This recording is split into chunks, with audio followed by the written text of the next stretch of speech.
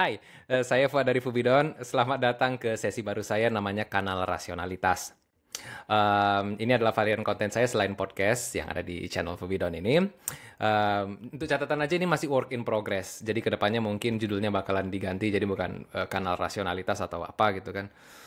Mungkin siapa tahu namanya terlalu cringe jadi saya ganti gitu. Oke, anyway, di sini nih kita bakalan diskusikan banyak hal-hal menarik di dunia filsafat, politik, budaya, pop culture dan lain-lainnya dari sudut pandang yang saya dan kawan-kawan saya miliki. Kali ini saya ngobrol bersama Kang Apriyadi dari God and Beyond.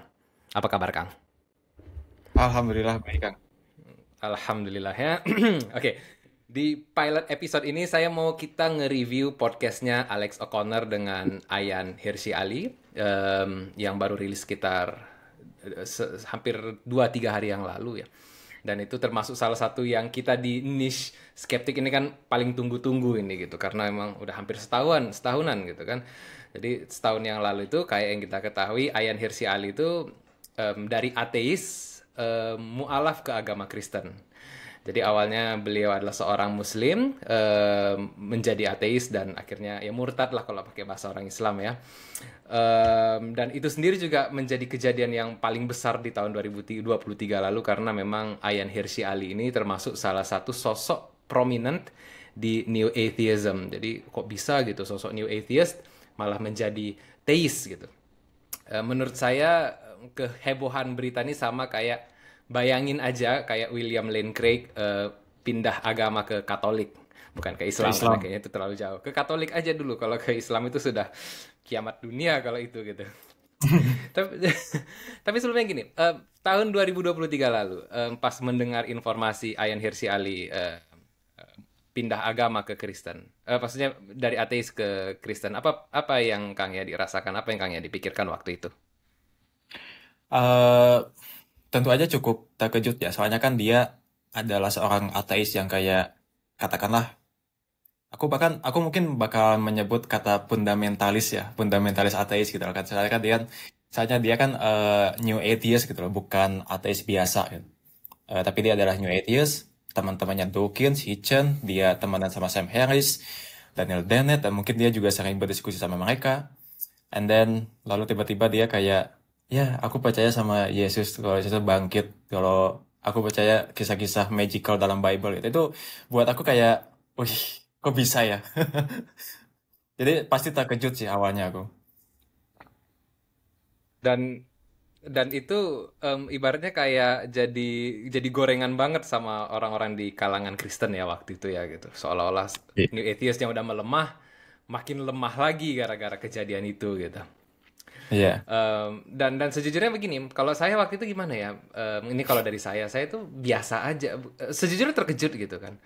Cuman ada dari Ayan ini yang saya tidak lihat, yang saya lihat yang tidak dimiliki oleh empat temannya yang lain, yaitu orangnya sepertinya melihat ini semua dari segi emosional. Saya bukan mau karena dia perempuan emosional, enggak. Kebetulan aja beliau seperti itu ya.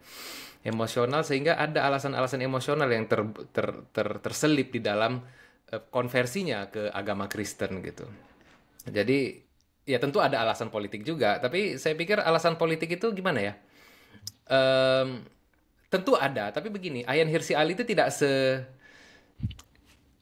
manuverik gitu loh dibanding orang kayak Jordan Peterson gitu. Saya nggak heran kalau Jordan Peterson bakalan menjadi Kristen tuh saya nggak heran gitu. Tapi kalau Ayan Hirsi Ali memang, oh, you seem to have some kind of emotional problems di setiap apa yang ditulis dan bagaimana cara dia berbicara itu yang saya lihat gitu. Nah, Kalau kalau kita nonton uh-uh. videonya, maaf aku potong ya. Kalau misalkan kita Hmm. nonton videonya aja, dan aku inget tuh di menit ke-5, 5:20-an teman-teman yang nonton ini juga bisa nonton di bagian itu ya, di bagian 5, di menit ke-5 lebih. Itu tuh dia kayak ngomong kayak, ya ini alasannya personal gitu, kenapa aku masuk Kristen. Ketika Alek tanya, kenapa sih kamu, apa yang membuat kamu datang ke Yesus gitu. Dia bilang ya alasannya personal. And I am in complete darkness gitu loh. Eh, jadi ketika dia ngomong kayak gitu aku juga kayak merasa emang kayaknya alasannya ini deh, kayaknya alasan emosional aja nih. Itu kan sebenarnya kalau kita bilang ya intellectually ya itu kan bertentangan gitu loh. Bahwasanya Kristen itu kan bukan gini. Saya setuju banyak hal-hal baik di dalam agama Kristen dan it's true for all religions out there gitu kan. Tapi kan kita memilih suatu agama kan bukan karena dia memberikan kita emotional consolation gitu, apa namanya kebaikan emosi gitu, yang menenangkan gitu kan bukan seperti itu. Ini di kasus No. saya ya. Saya kadang-kadang kalau pernah selalu memikirkan ya di dalam diri sendiri, kalau aku dipaksa masuk agama tertentu gitu, aku milih agama apa ya gitu. Karena saya pikirin, enak Buddha gitu kan, enak Buddha gitu. Karena Buddha itu seperti naturalistik agamanya dan seperti mewadahi skeptisisme kita berpikir dan dia sangat sangat sangat berbasiskan moral juga bagaimana kita conduct ourselves dan lain sebagainya gitu. Tapi kan yang pertama, it comes with baggage of belief gitu. Bahwasanya kita bukan hanya tentang wah enak ya diginiin gitu. Tapi kan kita juga harus mempercayai apa-apa yang Buddha percayai in a supernatural sense gitu kan, dan banyak juga sistem-sistem kepercayaannya supernatural gitu. Satu hal, dan hal yang lain, kalau saya melakukan konversi ke agama Buddha dan saya mengatakan it's for my own personal emotional benefit, mungkin sesama Buddha akan tersinggung gitu kan. Dia milih agama kita karena enak aja itu, karena ada ini, ada ajaran yang menyenangkan bagi dirinya gitu. Kalau nggak ada yang kayak begitu, mungkin dia nggak akan milih, wah gitu kan gitu. Kayak gini loh, pemain naturalisasi gitu, jadi berubah kewarga negara supaya bisa bermain di kancah internasional gitu kan. Kan kira-kira begitu sih kalau kalau saya ngelihatnya gitu. But I disagree. Maksudnya ketika bahkan ketika nonton video itu ya, yang Mm. aku rasain adalah aku tuh makin yakin loh bahwa orang ketika dia memeluk suatu agama itu tuh bukan karena alasan filosofis kayak misalkan dia terpukau sama argumen kosmologis lah atau teleologis lah. Enggak loh. Bahkan si Ayaan Hirsi dia nggak nge-mention sama sekali argumen itu kan. Iya. Dan kalau kita jujur aja ya, kalau teman-teman jujur aja nonton video itu atau yang sama Dawkinsnya, teman-teman bakal tahu bahwa dia itu datang kepada Kristen itu bukan karena alasan intelektual, bukan karena alasan bahwa dia menemukan sesuatu yang benar dari Kristen gitu loh. But it just okay, God loves us gitu loh. Aku merasa itu lah semua. Iya, iya, sebenarnya iya. Jadi ada nih di pertanyaan tapi kita inilah ya, kita apa namanya, kita sisir jawabannya satu persatu. Kita mulai dari yang menit ke-9 dulu, yang ditanya sama Alex, apakah Ayan itu percaya dengan cerita-cerita Kristen, yang dimana Ayan menjawab, ini udah saya bahasa Indonesiakan, jadi kawan-kawan kalau misalnya mau denger yang dari aslinya, siapa tahu saya salah mengucapkannya kembali. Ini di menit ke-9:20 di video yang nanti saya tag di bawah. Beliau bilang gini, ditanya apakah beliau percaya sama Kristen dan kisah-kisahnya. Beliau jawab, saya percaya itu benar dan itu penting. Yang Hmm. tidak akan saya lakukan, ini penting nih. Yang tidak akan saya lakukan adalah menggunakan otak abad 21 untuk menjelaskan kejadian di masa lalu di era Yesus. Nah, ini dulu, ini poin pertama. Setelah itu begini, ada yang mengatakan, saya membaca banyak Alkitab dan membaca buku-buku apologet dan semakin membuka wawasannya. Ini masih Ayan Hirsi Ali ya. Saya mendapati ini semua sangat menarik dan mengkayakan.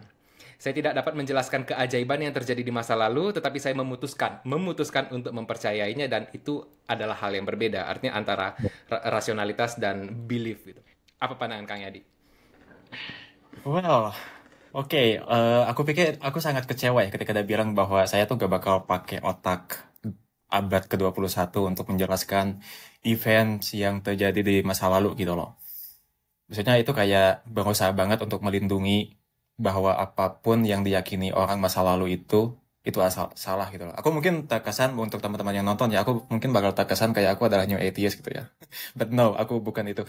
Tapi coba bayangin teman-teman kayak ada ini hypothetical ya. Coba bayangin kalau misalkan ada orang yang masih percaya sama Ptolemeus gitu loh. Yang memahami kalau matahari itu mengelilingi bumi gitu. Geosentris lah. Kamu tuh nggak bisa bilang dengan kayak untuk membela mereka dengan bilang kayak ya aku nggak bakal pakai otak aku di abad ke-21 di mana aku udah memandang heliocentrisme untuk menjelaskan apa yang terjadi sama Ptolemeus. No, aku nggak bakal bilang kayak gitu, but um, just say that it is wrong gitu loh. Bilang aja kalau ini salah gitu loh. Dan di ujungnya mungkin dia kayak ngomong ini ya, kayak oke, ada beberapa hal dalam Bible, dalam Old Testament atau New Testament yang aku nggak bisa jelasin, but I do choose to believe in them gitu loh. So, itu kan kayak, oke, so you are just, kamu tuh cuma percaya aja gitu loh. Eh, ini ya, untuk teman-teman yang menonton Ayah Nisali, kalian akan berbeda perasaannya ketika menonton sama Dr. Craig misalkan karena ketika dia meyakini sesuatu gitu ya. Ketika dia meyakini kayak Yesus itu bangkit gitu loh. Kenapa kamu meyakini Yesus bangkit? Nih, ada argumennya ini gitu. Ketika meyakini ada beberapa ayat yang menjustifikasi Kanaan misalkan. Nih, dia masih bisa menjustifikasi gitu loh. Nih, ini argumennya gitu loh untuk itu gitu loh. But tapi aku nggak pernah dengar kalau dia tuh bilang kayak, oke, I I don't know it, but I just believe it. So, aku pikir bahkan kalau aku adalah penganut Kristen ya, aku tuh adalah orang yang gak bakal seneng kalau misalkan ayah inisial itu masuk Kristen. Karena aku mengharapkan ada seseorang yang kayak lebih, ini dalam pandangan subjektif aku, kalau aku mengharapkan seseorang yang lebih rasional untuk masuk ke dalam agama Kristen itu gitu loh. And ayah inisial Ali buat aku kayak, no, dia nggak seperti William Lane Craig atau lainnya. Meskipun aku nggak menyalahkan ya kalau kamu misalkan mau masuk ke dalam agama Kristen hanya karena kamu merasa nyaman, kamu memutuskan hanya untuk percaya itu aja, that's okay. But tapi aku nggak bakal kayak gitu kalau misalkan aku masuk Kristen gitu. So mungkin itu dulu Bang Fuad Ya, dari aku. ya, kalau dari saya, yang pertama ya, semua jawabannya ini bisa diucapkan oleh non-Kristen. Kan gitu. Saya percaya tentang kejadian di bukan itu ya. Ya, kecuali bagian saya percayanya. Sorry, saya ganti ya. Yang bilang gini, saya tidak akan menggunakan otak saya yang modern untuk menceritakan tentang kebangkitan Yesus misalnya kan gitu. Itu kan tidak perlu seseorang menjadi Kristen untuk membuat posisi itu di dalam mengambil kesimpulan. Dan yang kedua, kita mengatakan banyak baca Alkitab, kita banyak buku apologet kita baca gitu. Itu kan tidak harus menjadi seorang Kristen gitu. Dan yang apa namanya dan untuk mempercayai sesuatu tidak spesifik dengan apa cerita Kristen ya, mempercayai sesuatu tanpa reason it out itu juga sesuatu yang bisa dilakukan tanpa masuk Kristen gitu. Menurut saya ini bukan sebuah posisi yang eksklusif dimiliki oleh seorang teis dari agama tertentu gitu. Dan jujur aja sedikit banyaknya ini underwhelming saat saya mendengar, walaupun at that point setelah menit kelima ya, dan setelah saya mendengar bagaimana cara beliau ngomong, nada bicaranya gitu kan, begitu banyak emotional baggage di dalam dirinya, Ya. saya juga udah nggak expect yang besar gitu. Dan oh iyalah kalau kayak gitu, kalau mau jawab kayak gitu ya silahkan gitu. Nah, dan tetapi ada yang menurut saya di pertanyaan kedua, ini tadi pertanyaan pertama ya, ini langsung ke pertanyaan kedua, yang sedikit banyak nyakitin hati saya gitu. Tentang pertanyaan yang dilayangkan sama Alex, kesalahan besar New Atheism di Ya. menit ke 15.30, dan ini jawabannya Ayan Hirsi Ali. Em, Beliau mengatakan kesalahannya terbesarnya adalah semua agama itu disamain sama New Atheism, dianggap tahayul dan bodoh, dan ada semacam pemahaman bahwasanya kalau kalian beragama, kalian tuh gini, itu apa? Pilihannya cuma dua. Kamu tuh beragama dan kamu itu religius, atau kamu menjadi orang yang kritis. Nggak bisa dua-duanya. Dan saya rasa ini adalah salah satu strawman terbesar yang bahkan saya juga sedikit tersinggung, terutama datang dari seorang yang intelek kayak Ayan Hirsi Ali. Apa pandangan Kang Yadi sama jawabannya beliau itu? Oh, oke. Meskipun saya bukan lagi New Atheist, tapi saya akan di sini akan seolah-olah membela New Atheist ya. Pertama dengan bilang bahwa New Atheist itu tidak pernah, sepemahaman aku nanti dikoreksi aja ya. New Atheist itu tidak pernah menyamakan semua agama. Kalau teman-teman paham dengan Sam Harris, dia tuh bilang loh, ini ada agama yang lebih destruktif nih. Agama Iya, yang itu misalkan, dia iya. nggak menyamakan semua agama gitu loh. Tapi kalau misalkan dikatakan misalnya semua agama itu superstitious atau untrue, itu memang benar ya, karena yang aku pahami dari New Age itu kayak semua agama tuh diratain sama gitu loh. Karena semua agama tuh tidak mampu untuk memberikan bukti empiris ya, bukan bukti filosofikal tapi bukti empiris kalau untuk menjustifikasi klaim agamanya itu. Kalau katanya seperti itu, ya itu benar. Tapi kalau disamakan semua agama, no. Sam Harris tuh kayak bilang ada agama yang lebih destruktif. And ini yang paling penting ya. Dan di sini aku setuju sama Ayaan Hali ya, bahwa kesalahan New Atheist itu adalah kesalahan New Atheist itu adalah seolah-olah kayak memberikan kamu dua pilihan gitu loh. Kalau kamu punya reason, kamu tuh nggak boleh pakai faith. Kalau kamu mempunyai faith, maka kamu tuh nggak boleh punya reason gitu loh. Karena mereka kan kayak ngomongnya adalah faith itu adalah keyakinan, itu tuh adalah belief without evidence gitu ya. Percaya dengan ketiadaan bukti gitu loh. Dan ya dalam hal ini New Atheist buat aku itu betul-betul salah. Karena eh ya karena apologis yang aku kenal adalah Dr. Craig, dan Craig itu dia memperkenalkan reasonable faith ya. Keyakinan yang reasonable, yang dimana ketika kamu yakin, kamu tuh punya argumen untuk menjustifikasi itu gitu loh. Kamu nggak cuman yakin aja.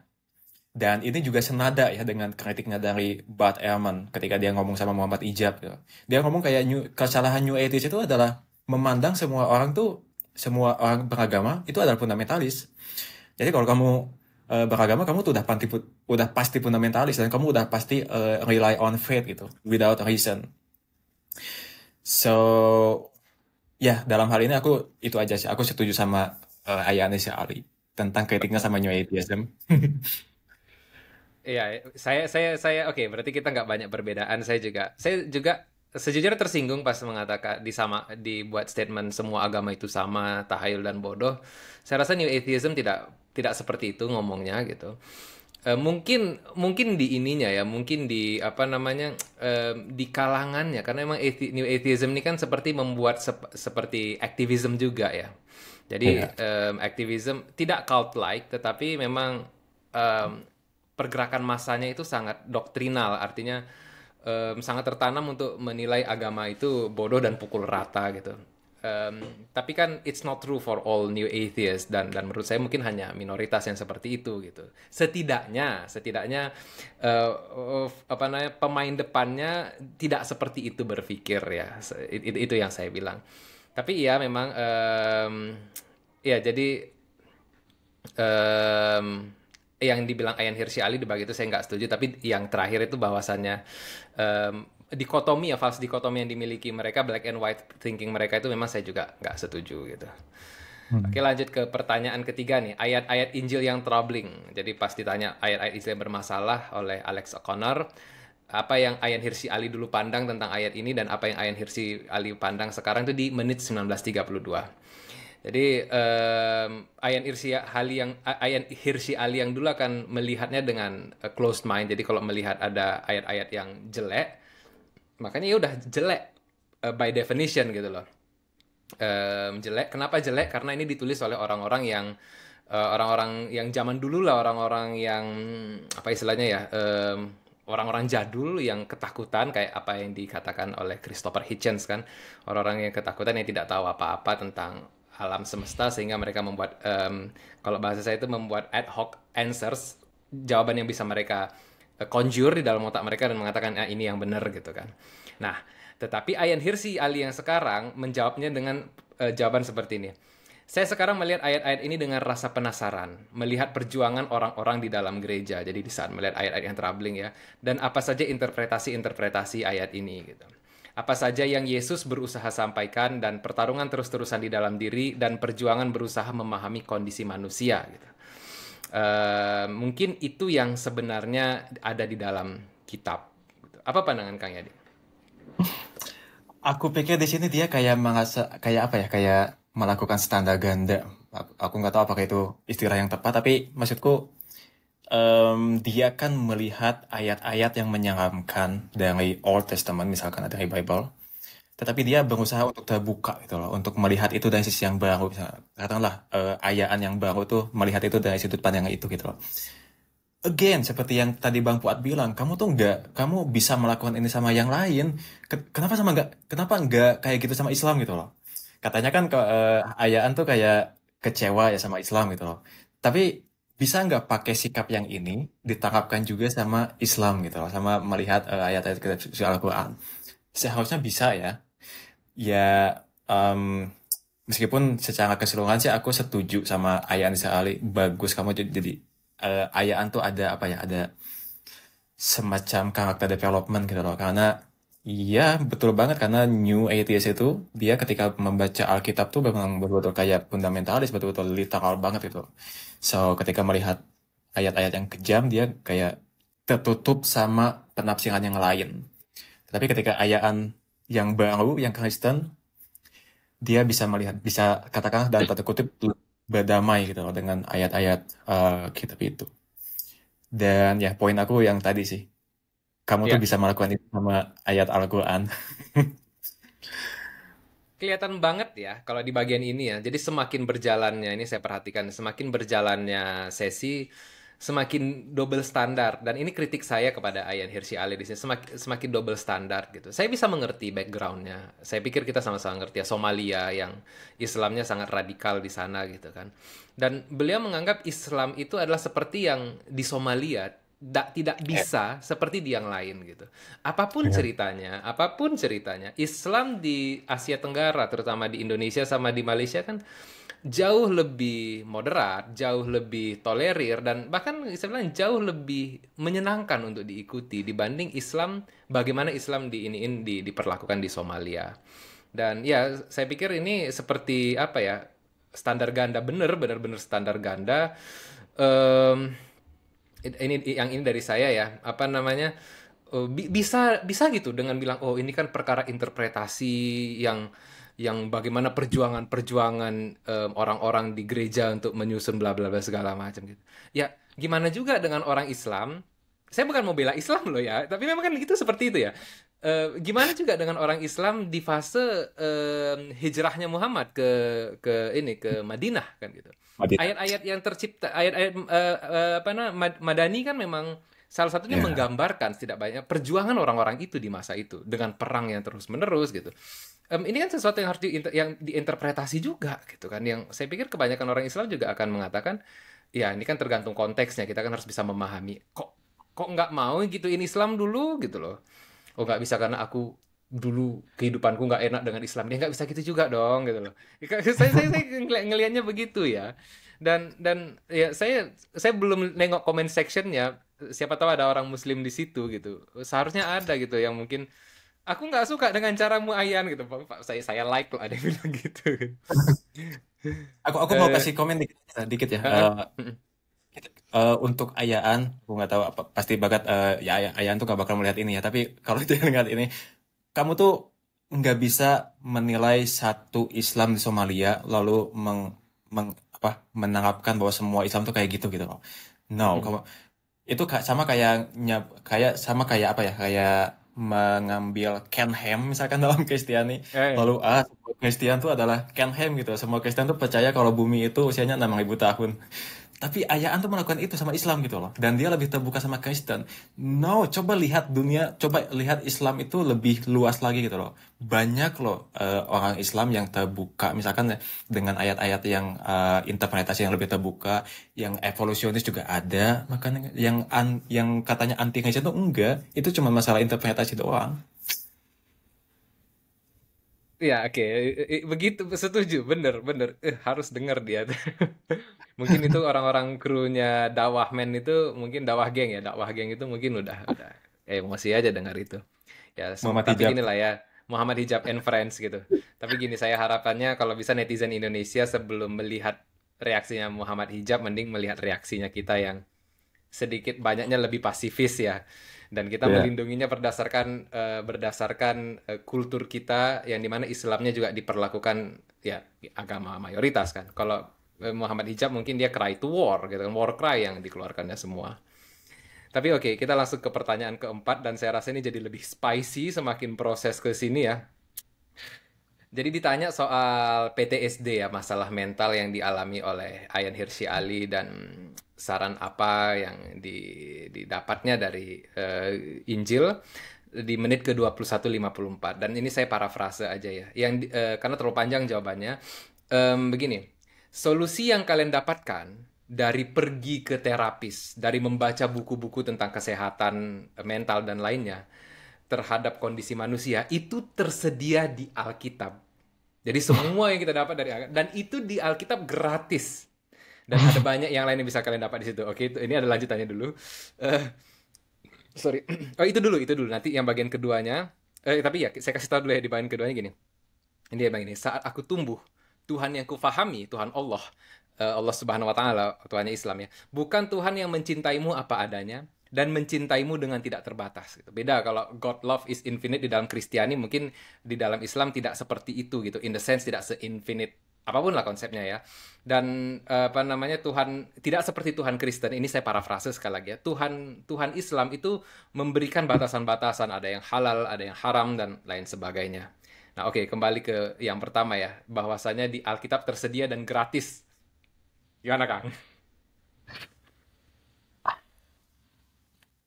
Aku akan bilang, mungkin kalian agak terkejut ya, but I would say that yes, aku setuju sama Ayah Anissa Ali. Soalnya aku dulu pernah debat sama salah satu teman. Soalnya aku dulu masih berpikir bahwa kamu itu kalau depresi ya datang ke psikolog gitu loh, atau datang ke psikiater gitu. Which is itu benar juga kan, nggak bisa disalahin ya. But ada salah satu teman aku yang dia kayak betul-betul natural science banget gitu loh, sampai nggak percaya sama psikolog gitu loh. Terus dia bilang kayak, emang apa bedanya sih datang ke psikolog sama datang ke ustadz? Sama aja loh. Bedanya adalah datang ke psikolog itu kamu mesti bayar duit, tapi datang ke ustadz kamu tuh gratis. Tapi efeknya sama. Aku tadi ketawa bukan karena pengen ngetawain Ayanis Ali ya. Aku ketawa justru jadi makin inget dengan quotes-nya Karl Marx gitu ya, yang bilang bahwa agama itu adalah opium gitu. Agama itu adalah candu gitu. Dalam arti bahwa yes, kamu tuh bisa mendapatkan ketenangan dalam agama gitu loh. So, kalau dikatakan memang dalam agama itu ada satu hal yang membuat kamu tenang, membuat kamu menghilangkan mental issue kamu, aku setuju banget. Karena itu juga yang berlaku sama salah satu anggota keluarga aku ya. Ketika dia ditinggalkan oleh suaminya, aku ditinggalin sama ayah saya gitu ya. Dan saya melihat ibu saya tuh betul-betul sangat sedih banget gitu loh. Dan saya kayak kurang efektif aja kalau bilang, mah datang ke psikolog ya. No, ibu saya itu percaya kalau ayah saya tuh kayak apa ya, dia tuh ada keyakinan bahwa dia bakal ketemu lagi sama ayah saya gitu loh. Dan itu proses itunya ya, proses penyembuhannya ibu saya tuh lebih cepat loh daripada saya. Soalnya saya non religius, kalau ibu saya masih cukup religius gitu. Itu saya alami sendiri bahwa eh, pengalaman sempit saya yang melihat bahwa agama tuh memang bisa dipakai untuk sumber penyembuhan gitu. Kalau tentang yang ini, yang saat aku tumbuh, Tuhan yang kufahami atau Allah itu adalah Tuhan yang tidak mencintaimu apa adanya, itu gimana? Yes, karena kalau aku lahir dari tradisi Islam ya, dan aku juga mempelajari Kristen dan saya tahu betul apa bedanya Tuhan Yesus sama Tuhannya Islam. Tuhannya Islam itu dia lebih apa ya, lebih tegas, lebih ketat, sedangkan Tuhan Yesus itu betul-betul infinity banget gitu, kasih cinta gitu loh.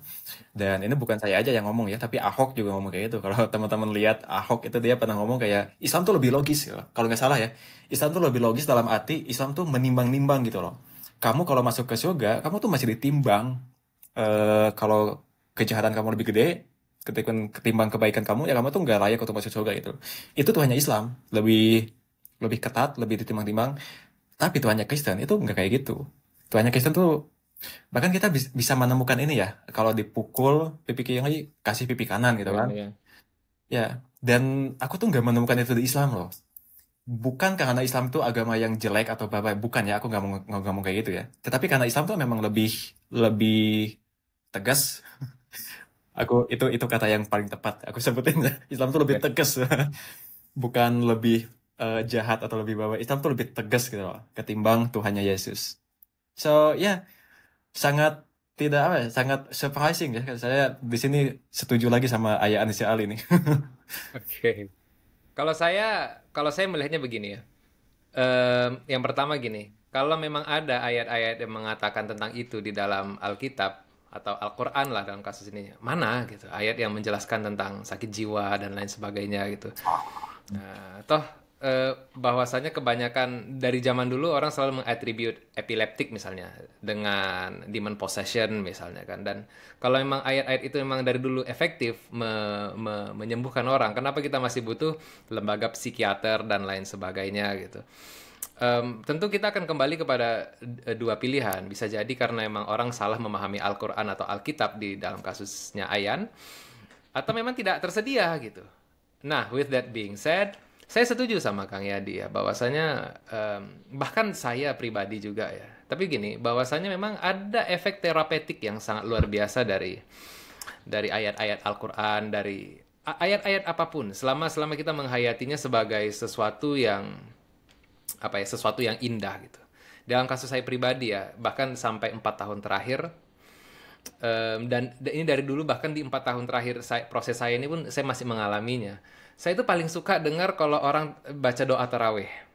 Bagi saya itu sangat menenangkan. Subhana malikil ma'bud, subhana malikil ma'ujud. Itu luar biasa sekali efek terapeutiknya untuk saya sendiri. Karena yang pertama itu juga mengingatkan saya akan masa lalu. Siapa sih yang nggak menghabiskan masa lalunya habis buka puasa lari-lari, habis itu main-main gitu kan. Jadi ada itu ya. Dan bagi saya itu bagi saya itu memberikan efek itu.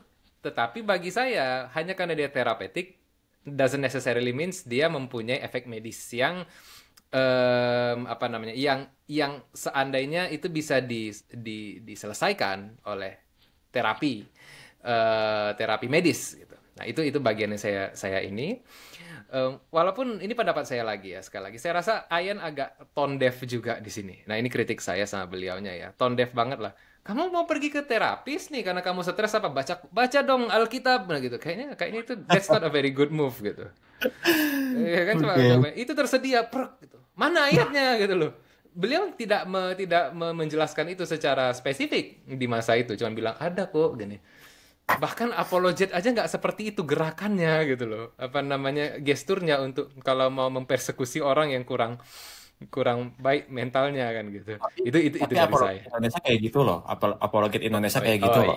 Iya sih. Misalnya kayak kita sering mendengar ya, ada orang yang depresi, lalu Mhm. dikatakan, "Ah, kamu depresi, kamu tuh kurang ibadah gitu. Kamu tidak sholat Iya, ya, kamu tidak iya, sama Tuhan." Itu nadanya iya, sama kan? iya, iya, iya, Meskipun iya. meskipun ini akan sangat sangat kontroversial dan akan bertentangan dengan apa yang Mas Fuad katakan ya. Saya melihat ada nilai kebenaran di sana gitu loh. Yes. Kalau oh my God, aku bisa sampai pada kesimpulan, tapi aku belum bisa kasih datanya ya untuk menjustifikasi apa yang aku omongin gitu loh. But aku punya keyakinan bahwa orang yang non-religius, dia itu cenderung lebih mudah menuju ke sana gitu loh. Cenderung menuju depresi ketimbang orang yang kuat keimanannya gitu loh. Tapi balik lagi, aku nggak punya backup atau belum punya data untuk menjustifikasi itu. Oke. Ya, kalau udah kayak gini pastinya kita serahkan sama netizen untuk menentukan posisinya yang Ya. mana. Ya, kita langsung lompat ke yang tadi ya, Tuhan yang kupahami, Allah bukan Tuhan yang mencintai apa adanya. Ya, di sini yang saya memang appeal-nya Islam itu kan memang di situ. Tuhan Allah itu kan sangat tegas di situ ya. Beda dengan Tuhannya Yesus ya, secara spesifik yang sangat meek gitu loh kan ya, tidak Ya. kuat gitu. Secara mentalnya kuat sekali, tapi dia lemah secara tidak konfrontatif dan lain sebagainya. Kalau ada satu kasus beliau itu mendobrak pintu, apa namanya, kursinya orang-orang ya, apa di kuilnya Yahudi kan, yang menyebabkan dia dipersekusi. Tapi tidak seperti Tuhan Allah yang jauh ini, dan saya memahami kalau Ayan berpikir seperti itu ya. Tapi memang saya akan bilang gini ya, ya begitulah Tuhan Allah. Tuhanmu itu seperti itu sebenarnya gitu, karena dia apa namanya, menginginkan, ini mungkin saya tidak mau ini ya, menginginkan kebaikan, menginginkan apa namanya, hamba-hamba yang kuat gitu kan. Tapi ya Iya. itu jawaban dari saya. Selanjutnya ya, pertanyaan kelima di menit ke 26:31, ditanya tentang perang salib, konsep dosa, dan ide-ide Kristen yang keji lainnya, apa pandangan Ayan? Nah, saya hanya parafrase aja. Ayan menjawab seperti ini. Aku pikir pertanyaan-pertanyaan seperti itu, yaitu pertanyaan-pertanyaan yang kompleks, kuserahkan saja kepada para teolog. Apa jawaban Kang Yadi? Udah jelas kalau itu adalah suatu usaha yang dia lakuin supaya dia tuh nggak mau menjawab itu sih. Ya, Maksudnya dalam hal ini aku kayak lebih menghargai eh, Dr. Craig ya ketika dia ditanya soal Kanaan dia tuh mampu untuk menjustifikasi menggenosida anak-anak kecil. Tapi ketika jawabannya kayak ayaan kayak gitu, ya itu adalah usaha untuk no, aku nggak mau jawab itu deh. Aku tahu itu menjijikan, aku tahu itu tidak sesuai dengan moralitas kita gitu loh. Tapi aku nggak mau jawab itu, aku nggak mau ngomongin itu gitu loh. So, ayo kamu undang aja yang lain gitu. kalau kayak gitu kan gini, kenapa kamu nggak pakai Allahu alam terhadap ayat yang menyuruh membunuh unbeliever? Kok ini Nah, bisa? itu Ya enggak kan gitu. balik lagi kan standar ganda kan yang Standar dilakukan oleh ganda ayah. gitu loh. Nggak bisa ya, dalam konteks ini nggak bisa juga beliau bilang oh karena Islam gini saya buat sekali lagi ya kita nih tidak ada yang mau membela Islam di sini kita lebih pada membela reasonability gitu kita ingin sesuatu itu reasonable gitu aku bisa loh pakai Allah gini Muslim tuh ada loh kalimatnya tersedia untuk hal-hal kayak gini itu Allahu alam kan gitu. Dan itu valid gitu loh. Nah, kalau beliau ya serahkan aja sama teolog. Sekali lagi, bro, Islam seperti ini gitu. Ya, apakah karena yang kamu lihat Islam ini buruk di Barat? Yang dimana saya tidak menafikannya ya. Banyak budaya Islam yang masuk ke Barat itu adalah masuk melalui standar bigotrinya Barat dan fundamennya apa namanya Afrika dan Timur Tengah gitu. Tapi kamu pernah nggak nengok Islam yang kayak di Indonesia misalnya yang lebih damai gitu, relatif ya. Ya. Dan iya sekali lagi benar apa namanya? Saya jengkel dengan jawaban ini. Jujur jujur banget gitu. Satu kalimat itu aja bikin saya jengkel gitu. Untung saya senang sama Alex O'Connor ya gitu. Serahkan pada teolog. Gampang sekali. Jadi ibaratnya kan gini ya. Wah ini ada nih barang bagus, tapi masalahnya ini gitu kan. Apa namanya? Ya udahlah nggak apa-apa. Nanti aku serahkan aja sama orang lain. Aku masuk aja dulu gitu. Nanti enak enggaknya bakalan enaknya itu karena teolog pasti bilang yang enak-enak. Saya rasa itu tidak. It's a very unintellectual move to take. Ya. Itu pan itu gitu gitu. Tapi apakah karena dia ini ya, apakah karena dia tuh lupa dengan Old Testament misalkan lupa dengan perjanjian lama gitu loh. Maksudnya seolah-olah dia itu pindah dari Islam ke dalam ateis masuk ke dalam New Testament doang ya. Karena kita tahu kan kalau New Testament itu lebih lebih baik dan lebih mild juga. Tapi kan Kristen itu tidak meniadakan perjanjian lama dan Ya, perjanjian lama itu Tuhannya perjanjian lama itu betul-betul sama atau mungkin worse sama dengan Tuhannya Islam loh. parah kalau menurut saya So, parahan perjanjian lama. perjanjian lama ya, iya, Iya, iya, paham. Nah, tapi ayaan tuh kayak bagaimana dengan perjanjian lama? Oke, kembalikan saja sama yang lebih paham gitu. Tapi kan kamu bisa ngomong itu sama Islam juga ya. Ya udah kembalikan saja sama yang mufasir yang lebih paham gitu loh. Ya balik lagi ya Allah, tanda ganda gitu loh. dan kita jadi kita menjadi pembela aliran yang kita pun bahkan tidak mempercayainya gitu Iya. dan kita lebih benar daripada Ayan in this sense ya. Oke, saya bukan mau sok lebih benar tapi maksudnya gimana ya? Setidaknya aku tidak mengstandar gandakan agama Islam. Ya, Semua agama ku ya, perlakukan sama, maksudnya menyikapinya secara sama, bukan menilainya ya, menyikapinya secara sama. Dan itu ya. tidak terjadi oleh Ayan. Nah, ini Tapi pertanyaan dari tahu gimana? Heeh? maaf sebelum masuk ke pertanyaan selanjutnya ya. Ayan itu berhasil membuat Bang Fuad sama saya itu membela Islam. Benar, iya benar. Kita perlu lebih banyak ayan-ayan di dunia ini biar kita dapat favor dari kaum muslimin. Kita bisa satu bangku, satu camp sama Muhammad Hijab nih di sini. Ya, kita bisa satu camp sama Muhammad Hijab selama Muhammad Hijab tidak menanya, "Oh, you are a good Muslim, bro." Oke, wait. Ya, oke. Ya, kalian harus berterima kasih sama Ayan ya bagi believer-believer di sana. Oke, ini di menit ke 33 sampai menit ke 35 pertanyaan Alex yaitu mana yang lebih open-minded, ateis atau Kristen? Ayan mengatakan begini ya, bahwasanya buku-bukunya apologet itu benar-benar berusaha bergulat dengan imannya. They have very much doubt gitu kan.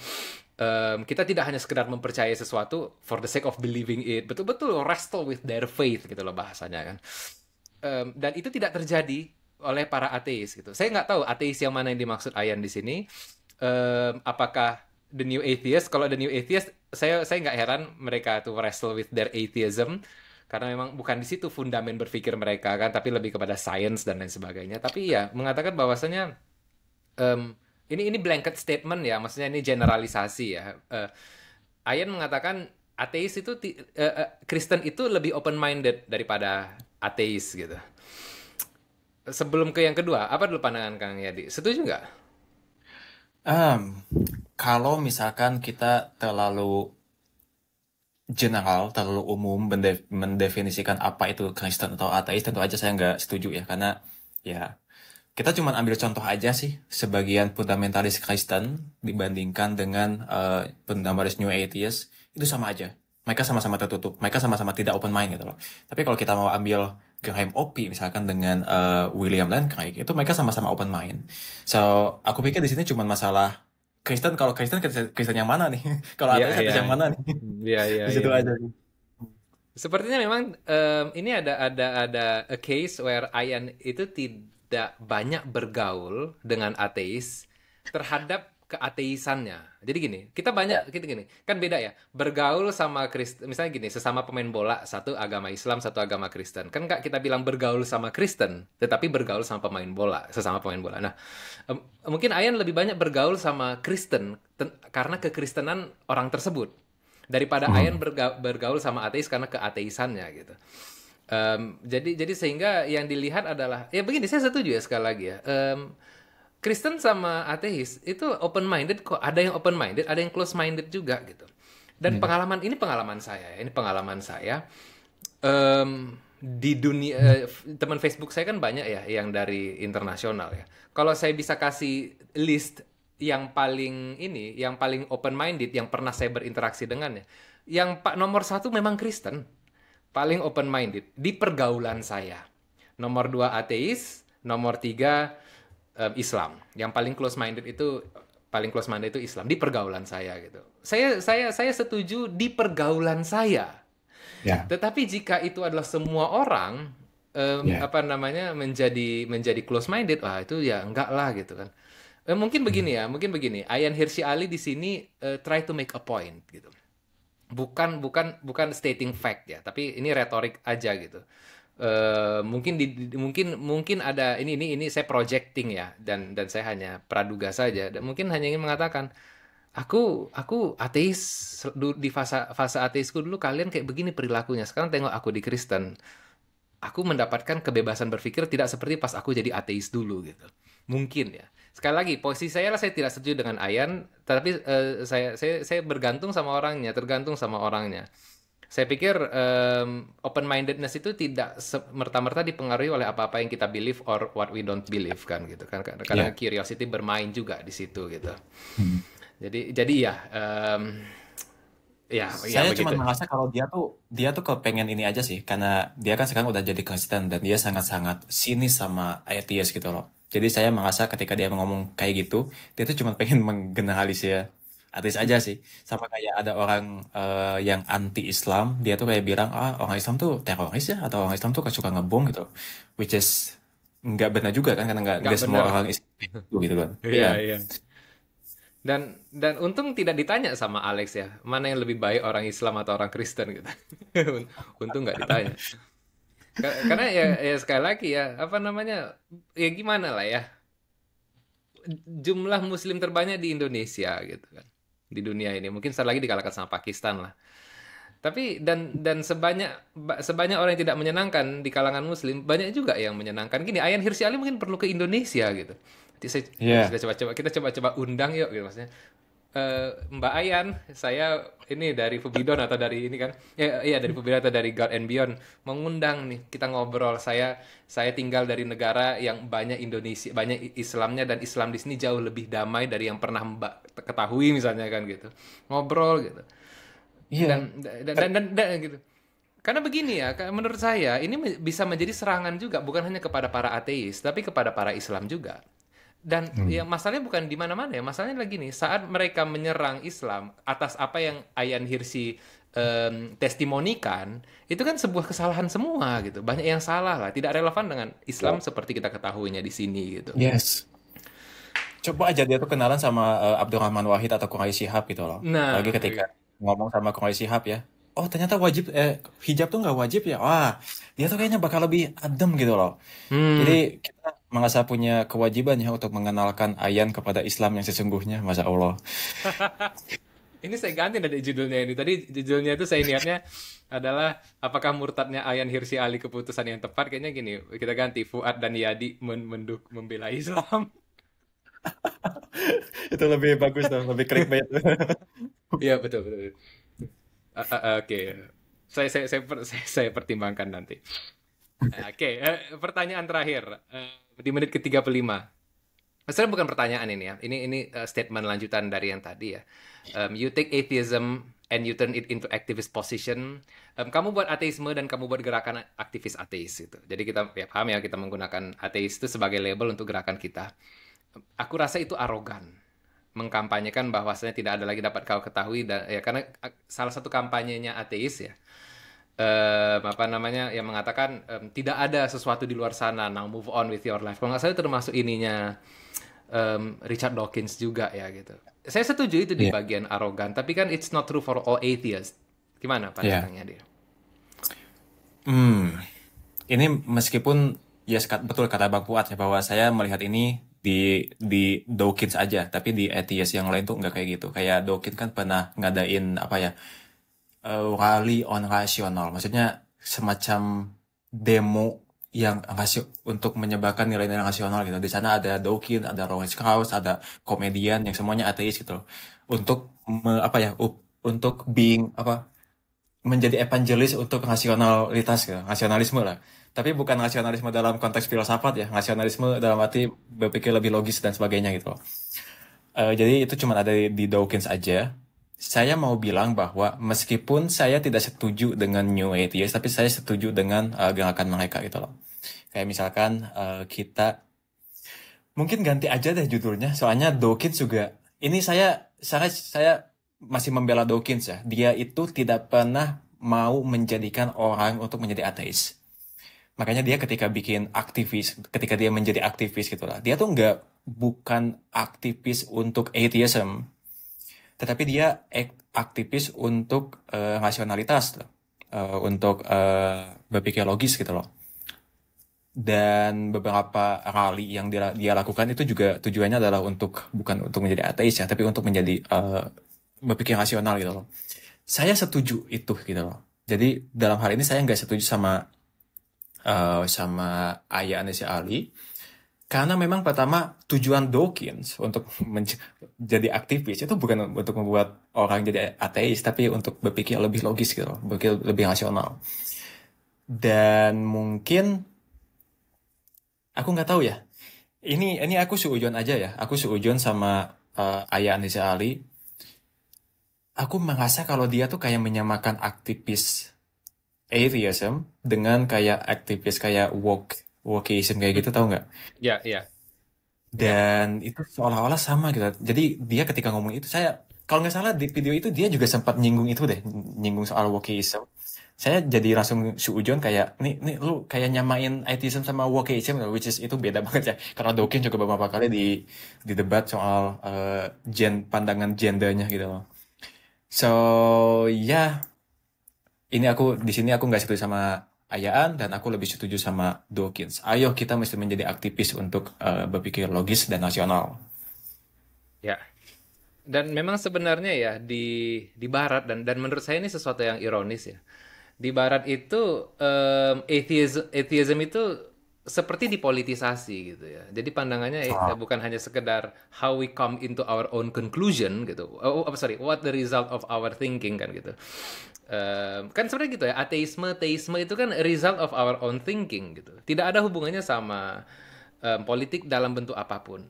Dipolitisasi jelas bisa gitu, tapi itu nggak ada hubungannya. Gitu. Nah, di sana itu memang syarat dengan wokeism masuk di dalam pandangan itu gitu. Dan terutama di era Amerika pemilihan waktu itu, ibaratnya semua ateis itu harus adalah kiri gitu, demokrat gitu kan. saya nggak mengerti signifikansinya di mana gitu.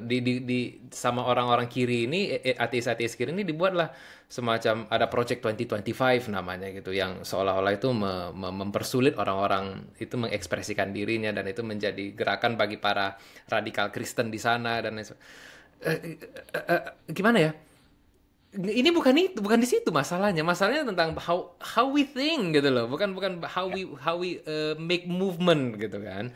Jadi itu sih yang saya lihat ya, dan itu juga yang memang disuarakan oleh, makanya gitu kan, political Christianity gitu kan, political conversion juga kuat banget di situ. Dan sebenarnya setelah menit-menit dari sini itu mulai bicara soal Trump, bicara soal threat-nya itu datang dari Cina, dari Islamic country dan lain sebagainya gitu kan. Jadi susah. Jadi susah juga kita mau membelah-belah ini gitu. Dan saya rasa Ayaan Hirsi Ali juga mungkin memang karena bukan di situ ya fokusnya ya, bukan seorang philosophical thinker, bukan seorang philosophy of religion thinker gitu loh. Tapi memang lebih kepada political philosophy dan lain sebagainya gitu. Jadi ya itu dari saya. Dan sekalian itu menjadi penutup saya karena ini sudah semua pertanyaannya ditanya. Kang Yadi, ada lagi yang mau ditambahkan? Oke, mungkin aku pengen sedikit aja ngomong bahwa coba teman-teman baca artikel yang ditulis oleh Ayaan Hirsi Ali, terus kalian putusin deh apa kira-kira alasan yang membuat dia tuh menjadi Kristen gitu loh. Is it political? Apakah atau dia tuh merasa menemukan suatu kebenaran dalam Kristen gitu loh. Coba teman-teman aja yang nilai sendiri gitu ya. Tapi aku sebelum nutup nih, ada beberapa orang ya, ada 2 orang lah yang ateis, terus dia percaya Tuhan gitu loh. Apakah dia percaya Kristen atau enggak? Aku nggak tahu. Kalau nggak salah namanya Anthony Flew ya. Anthony Anthony Flew Flew ya. itu dia prominent atheist, nulis Mm-mm. juga paper soal evil, tapi dia menjadi deist kalau nggak salah ya, deisme ya. Iya, menjadi deis kalau nggak salah ya. Ya. Terus ada juga yang Philip Goff. Philip Goff itu dia masuk Kristen, meskipun di komen-komennya itu banyak yang dia mah bukan Kristen, itu Kristennya sesat ya. Iya, iya, Tapi berarti intinya kayak. adalah dia tuh ateis yang dia pindah ke dalam Kristen gitu. Ya. Apakah Kristennya sesat atau enggak ya itu urusan lain lah ya.